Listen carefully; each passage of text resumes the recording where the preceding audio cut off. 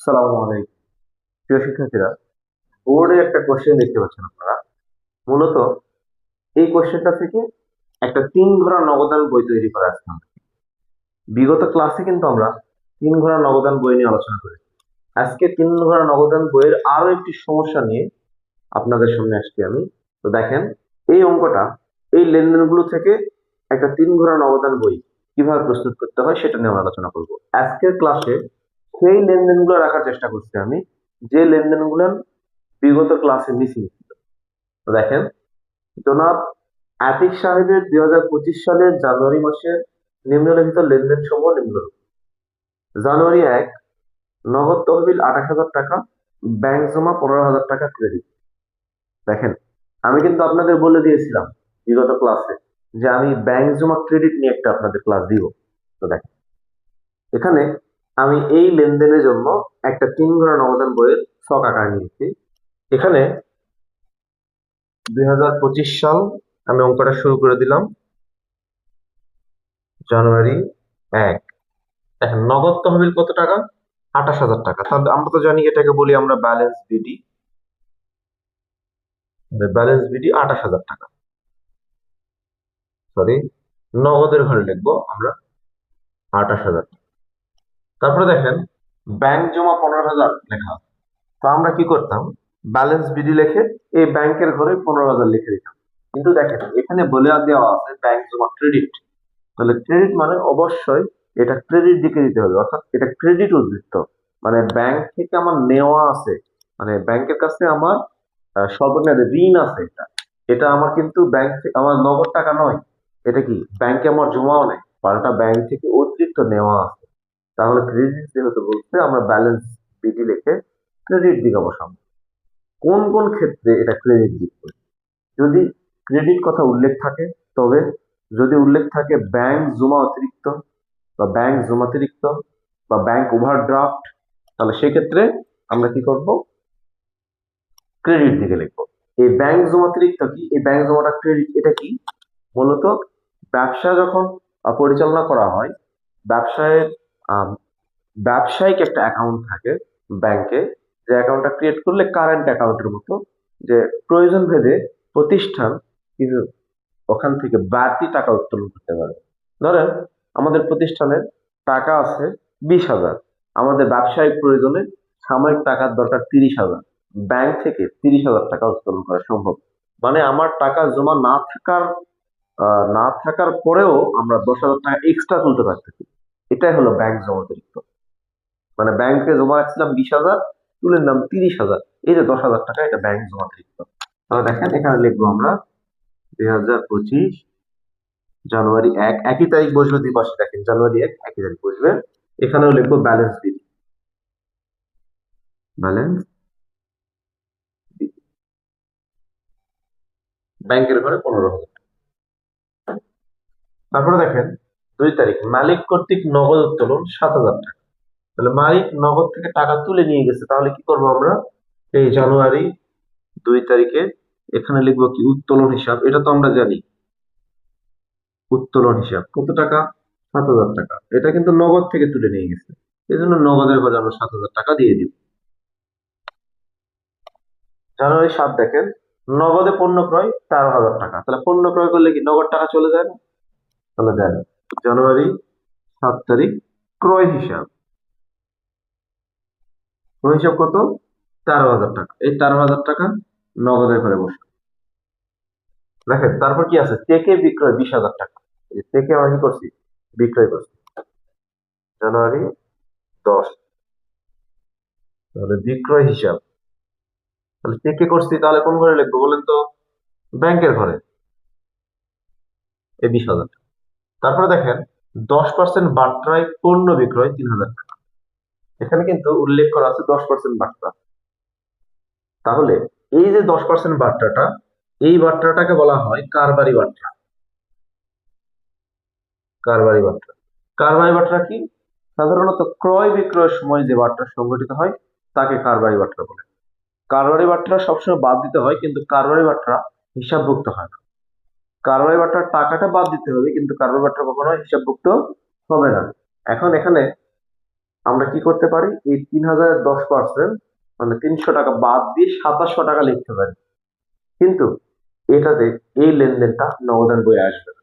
এখানে বলা আছে 10% বাট্টা পণ্য বিক্রয়, নট নগদে। নগদে পণ্য বিক্রয় বা চেকে পণ্য বিক্রয় বলা নাই। তাহলে মাথায় রাখবেন, ধারে লেনদেন যত বাট্টা থাক যাই থাক না কেন কখনোই অন্তর্ভুক্ত হবে না। যদি লেখা থাকতো 10% বাট্টায় নগদে পণ্য বিক্রয়, তাহলে 2700 টাকা আমরা কি করতাম, নগদের ঘরে লিখতাম, বিক্রয় হিসাব লিখে এই 10% বাট্টার কোনো কাজই করতাম না, আমরা শুধু টাকাটা কেটে বাদ দিয়ে দিতাম। আর বাট্টা দুই ধরনের, একটা কারবারি বাট্টা, একটা হলো নগদ বাট্টা। তাহলে এই নগদ বাট্টা কোনটা? সাধারণত দেখেন পরের লেনদেনে আছে রহিমকে 5000 টাকা পূর্ণ নিষ্পত্তিতে 4500 টাকা। তাহলে রহিমকে আমরা 5000 টাকার পূর্ণ নিষ্পত্তিতে 4500 টাকা প্রদান করতেছি, মানে হিসাব বন্ধ করে 5000 টাকার পরিবর্তে 4500 টাকা দিচ্ছি। তাহলে কিন্তু 500 টাকা আমরা ছাড় পাচ্ছি। এটা হলো নগদ বাট্টা। এই বাট্টাটা নগদান বই অন্তর্ভুক্ত হবে, কিন্তু কারবারি বাট্টা কখনোই নগদান বই অন্তর্ভুক্ত হবে না। তাহলে দেখেন রহিমকে 5000 টাকার পূর্ণ নিষ্পত্তিতে 4500 টাকা প্রদান। তাহলে জানুয়ারি কত? 20। কাকে টাকা দিচ্ছি আমরা? রহিমকে। তাহলে রহিমের হিসাব কত টাকা পাইতো ও? 5000 পাইতো, দিলাম কত? 4500। তাহলে ক্রেডিট দিকে নগদের ঘরে 4500 টাকা দিব। আর দেখেন 500 টাকা আমরা ছাড় পাইলাম না, তাহলে প্রাপ্ত বাট্টার ঘরে 500 টাকা লিখব। আশা করি বুঝতে পারছি সবাই। দেখেন 21 নাম্বার, রহিমের নিকট হতে 3000 টাকা চেক পেয়ে জারিফকে প্রদান। তাহলে রহিমের নিকট হতে 3000 টাকা চেক পেয়ে জারিফকে প্রদান। দেখেন আমরা চেকে যখন কোনো কিছু বিক্রয় করি বা চেকের মাধ্যমে কোনো টাকা পাই, সেটা কি ব্যাংকের ঘরে লিখি। কিন্তু এখানে রহিমের কাছ থেকে চেক পাইছি, সরি রাহিমের কাছ থেকে চেক পাইছি যে জারিফকে প্রদান করতে। এই চেকটা কি আমরা কোনোভাবে ব্যাংকে জমা রাখতেছি? আমরা রাহিমের কাছ থেকে পাইলাম, কাকে দিয়ে দিচ্ছি? জারিফকে। তাহলে এর মাঝখানে এই চেকটা কোথায় থাকতেছে? এটা কিন্তু আমরা ব্যাংকে জমা রাখতেছি না বা ব্যাংকে জমা দিচ্ছি না। আমরা চেকের মাধ্যমে টাকা পাইলে ব্যাংক হিসাবে লিখি, কেন? কারণ সেই টাকাটা আমরা মানে ওই চেকটা আমরা ব্যাংকে নিয়ে যাই ভাঙাই বা ব্যাংকে জমা দিই, জমা দিয়ে সেখান থেকে টাকা তুলি। এখন এখানে বলা হচ্ছে রাহিমের নিকট থেকে 3000 টাকা একটি চেক পাইছি আমরা, সেই চেকটা জারিফকে প্রদান করে দিই। এখন এই যে 3000 টাকার চেক যেটা, এই চেকটা কিন্তু নগদ টাকা হিসেবে কাজ করতেছে। একজনের কাছ থেকে নগদ টাকা পাইলাম, আরেকজনকে দিয়ে দিলাম, তাহলে এটা কি নগদ টাকা হিসেবে কাজ করতেছে না? এটা নগদ টাকার মতো কাজ করতেছে। তাহলে মনে রাখবো, কারো কাছ থেকে চেক পেয়ে অন্য কাউকে প্রদান করা হলে উভয় দিকে নগদের ঘরে বসবে। কারো কাছ থেকে চেক পেয়ে অন্য কাউকে প্রদান করা হলে উভয় দিকে কোন ঘরে বসবে? নগদের ঘরে বসবে। তো দেখেন এখানে পাইছি আমরা রহিমের নিকট হতে 3000 টাকার একটি চেক। তাহলে 21 তারিখ রহিমের হিসাব নগদের ঘরে বসান 3000 টাকা। ওই একই তারিখে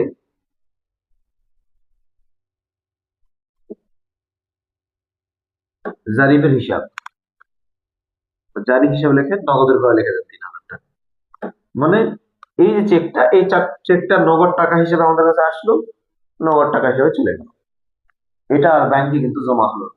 তাহলে ব্যাংকে জমা না হলে অযথা আমরা কেন ব্যাংক হিসাব লিখবো? দেখেন পরেরটা দেখেন 27 তারিখ, আতিকার নিকট হতে 10% বাট্রা পরবর্তী আদায় 1800 টাকা। তাহলে আতিকার নিকট হতে 10% বাট্রা পরবর্তী আদায় 1800 টাকা। এই মানে লেনদেনটাতে একটু ঝামেলা আছে, একটু ভালো করে পড়েন। আতিকার নিকট হতে 10% বাট্রা পরবর্তী আদায় 1800 টাকা, মানে আমরা টাকা আতিকের কাছ থেকে পাচ্ছি। এটা তো কনফার্ম যে আমরা এই টাকাটা ডেবিট দিকে লিখবো। লিখবো কি? আতিকার হিসাব। এখন টাকাটা লিখবো কত এখানে?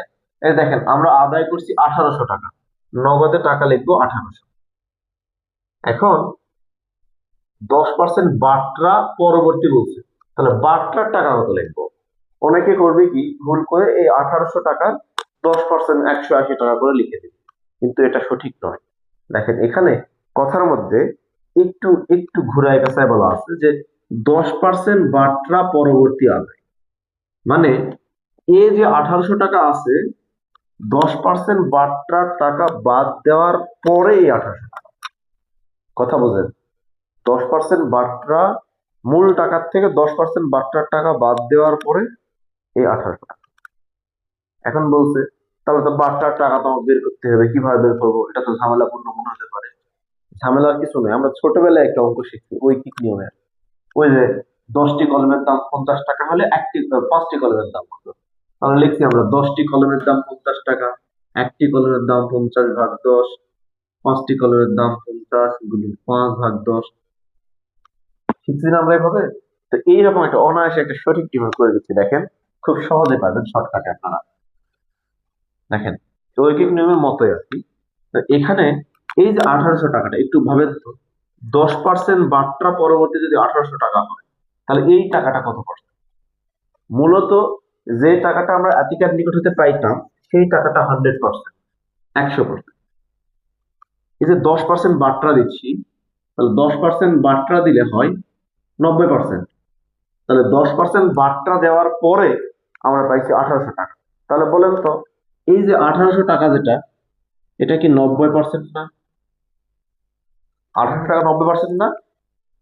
মোট টাকা 100%, 10% বাট্টা দিয়ে দিছি, তাহলে পাচ্ছি কত পার্সেন্ট? 90% পাচ্ছি। তাহলে আমরা জানি এই যে 90% সমান 1800 টাকা। তাহলে 1% কত? এই 1800 কে ভাগ করবো 90 দ্বারা। 10% কত? 1800 ভাগ 90 গুণন 10। তাহলে বাট্টার টাকা বের হবে। আবার ভালো করে বোঝেন, এই টাকাটা 90%, 90 দিয়ে ভাগ করবো। বের করতে হবে কত পার্সেন্ট? আমার 10 দিয়ে গুণ করবো, 10% যেহেতু বের করতে হবে। তাহলে দেখেন আমরা 9 দুগুণ 18, 20, 10 20 কে 200। তাহলে কত টাকা বের হলো? 200 টাকা। তাহলে এই 200 টাকা প্রদত্ত বাট্টার ঘরে আপনারা বসাই দিন। এখন এই যে আমরা এই ক্যালকুলেশনটা করলাম, তাহলে মোট দেখেন 1800 আর 200 কত হলো? 2000 টাকা হলো। এখান থেকে কিন্তু আমরা 2000 টাকা বের করতে পারবো 100 দিয়ে গুণ করলে। 100 দিয়ে গুণ করলে 2000 টাকা বের হবে, 10 দিয়ে গুণ করলে আপনার বাট্টার টাকাটা বের হবে। কারণ 100টা কি মূল টাকা, মোট টাকা। তাহলে মোট টাকা বের করতে 100 দিয়ে গুণ করবো, আর বাট্টার টাকা বের করতে 10 দিয়ে গুণ করবো। তো দেখেন এখন আমরা কি করবো? যোগ বিয়োগ করবো, এটা আপনারা জানেন। দাগ দিব এখানে। বলেন তো কোন পাশে টাকা বেশি, ডেবিট দিকে না ক্রেডিট দিকে? দেখেন এই যে বাট্টার টাকা তো হিসাব করতে হয় না, ক্লোজ করে দেন। এ পাশে বাট্টার টাকা নামায় ক্লোজ করে দেন। দেখেন ডেবিট দিকে আমাদের টাকা বেশি না ক্রেডিট দিকে? ডেবিট দিকে বেশি। তাহলে 28, 29, 30, 31, 32,800। তাহলে 32,800 এই পাশে নিয়ে আসেন, ক্লোজ। যোগ করেন 4 3 7, 13 সাথে 7 7 14, 14 14 28, 27,500। 32,800 থেকে 27,500 বাদ দেন, 32,800, 27,500, তাহলে 300, 5,300। তাহলে এই 5,300 টাকা এখানে বসান। এটার নাম কি? ব্যালেন্স কি না? জানুয়ারি 31 ব্যালেন্স সিডি, এটা তো জানেন আপনারা। দেখেন এইদিকে ব্যাংকে ব্যালেন্স আছে কত? 20,000 টাকা। এপাশে নিয়ে আসেন, বাদ দেন, থাকে কত? 5,000 টাকা। এই যে 5,300 টাকা নগদের ঘরে, আর 5,000 টাকা ব্যাংকের ঘরে। এটা লিখবো আমরা কি? ফেব্রুয়ারি 1 ব্যালেন্স সিডি। এই ক্যালকুলেশনটা আপনারা নিজেরাই করতে পারবেন, কারণ এর আগের যে যতগুলো নগদান বই আমরা করছি, 1 ঘরের ক্লাস করছি, 2 ঘরের ক্লাস করছি, 3 ঘরের ক্লাস করছি, তাহলে এই নগদান বইগুলোতে আমরা এটা আলোচনা করছি। আপনাদের প্রয়োজন হলে একটা স্ক্রিনশট দিয়ে নিতে পারেন। দেখেন আজকে আমরা কি কি শিখলাম তাহলে, এখানকার সামারিটা কি? ব্যাংক জমা ক্রেডিট মানে কখন বসে, বা ক্রেডিট দিকে ব্যাংকের ব্যালেন্স বিডি কখন লিখতে হয়, বা নগদের ব্যালেন্স বিডি কখন লিখতে হয়, সেটা শিখলাম। দেখেন এখানে আমরা শিখলাম যে কারবারি বাট্টা কি, নগদ বাট্টা কি, সেটা নিয়ে আলোচনা করলাম। কারো কাছ থেকে চেক পেয়ে অন্য কাউকে প্রদান করলে কি হয় সেটা শিখলাম। এবং এই যে বাট্টা পরবর্তী টাকা দেওয়া আছে, বাট্টার টাকাটা নির্ণয় করা শিখলাম। তো আজকে আমাদের আলোচনা এই পর্যন্ত ছিল। সবাই এই ধরনের বোর্ড কোশ্চেন গুলো বের করে করার চেষ্টা করবেন। আপনাদের 3 ঘোড়া নগদান বই যে অধ্যায়টা আছে এই অধ্যায়টা দেখবেন, হিসাবের বই যে অধ্যায়টাতে 3 ঘোড়া নগদান বই, 2 ঘোড়া, 1 ঘোড়া নগদান বই তো সচরাচর খুব কম আসে, 2 আর 3 ঘোড়া থেকে এই টাইপের কোশ্চেন গুলো পরীক্ষায় বারবার বারবার আসে।